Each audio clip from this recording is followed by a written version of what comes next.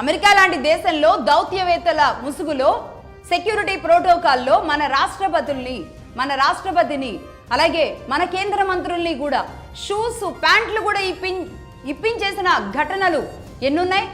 అంటే America security vision వచ్చే వరకు మాత్రం అది గొప్ప విజన్.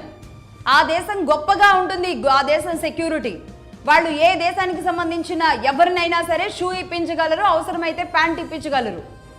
ఇదేగా అంటే వాళ్ళదేమో గొప్ప సెక్యూరిటీ ప్రోటోకాల్, భారతదేశంలో మాత్రం ఆ సెక్యూరిటీ ఉండకూడదు.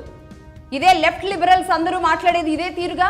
అమెరికా గొప్పదైనప్పుడు భారతదేశంలో అంత సెక్యూరిటీ స్థాయిలో తీసుకువెళుతుంటే, అంత సెక్యూరిటీ స్థాయిలో ప్రశ్నిస్తుంటే ఎందుకు కొత్త ప్రశ్నలు కొత్త ఇది ఎందుకు తీసుకొస్తున్నారు?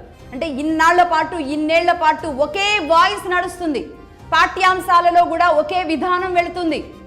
ఈరోజు ప్రశ్నించే తప్పటికి ఇది మారుతుంది. నేను ఇక్కడ ఒక సాంప్రదాయాన్ని కూడా తీసుకురావట్లేదు, ఇక్కడ సెక్యూరిటీ ప్రోటోకాల్ విషయంలోనే మాట్లాడుతున్నాను. ఈ దేశ అంతర్గత భద్రత విషయంలో రాజీ పడకూడదు అని భారత్ ఆలోచించినప్పుడు దానికి సహకరించాల్సిన బాధ్యత భారతీయులుగా ఇక్కడున్న అందరికీ ఉండదా? ఇన్ని ప్రశ్నలు, ఇన్ని మీడియాల నుంచి ఒక్కొక్కరు సంధిస్తున్న ఇంతమంది కలిసి అతన్ని అమాయకుడిగా చిత్రీకరిస్తున్న విధానం ఏదైతే ఉందో, మేబీ అతడు అమాయకుడే కావచ్చు, అమాయకుల పక్షాన అందరూ నిలబడాలి, తప్పేం లేదు. కానీ ఇంకొక కోణం కూడా ఆలోచించుంటే ఇది ఇంత పెద్దదై ఉండేది కాదు. అతన్ని ఈ రోజు తీసుకొచ్చి ఈ స్థాయిలో అలా పెట్టాల్సిన అవసరం ఉండేది కాదు. వారం రోజుల నుంచి మేము అతనికి అండగా నిలబడ్డాం అనుకుంటూ ఒక తేజస్వి మీడియా మీదో లేదంటే ఒక మహిళా జర్నలిస్ట్ మీదో వీళ్ళంతా కలిసి చేస్తున్న దాడి ఏదైతే ఉందో ఇది దుర్మార్గం. ఈ దాడి చేస్తూనే వీళ్ళు చేస్తున్న అత్యంత ఘోరమైన పని ఏంటి అంటే వలీని ఈరోజు అందరికీ చూపించడం.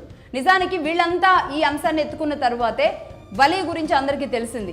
లేకపోతే అతనికి సపోర్టర్స్ అక్కడక్కడ వాళ్ళు వచ్చి ఉండేవాళ్ళు. ఒకవేళ నిజంగానే అతను అమాయకుడే అయితే గనక అక్కడ లోకల్ లీడర్స్ లేదంటే ప్రభుత్వాలు సాయం చేసేవి.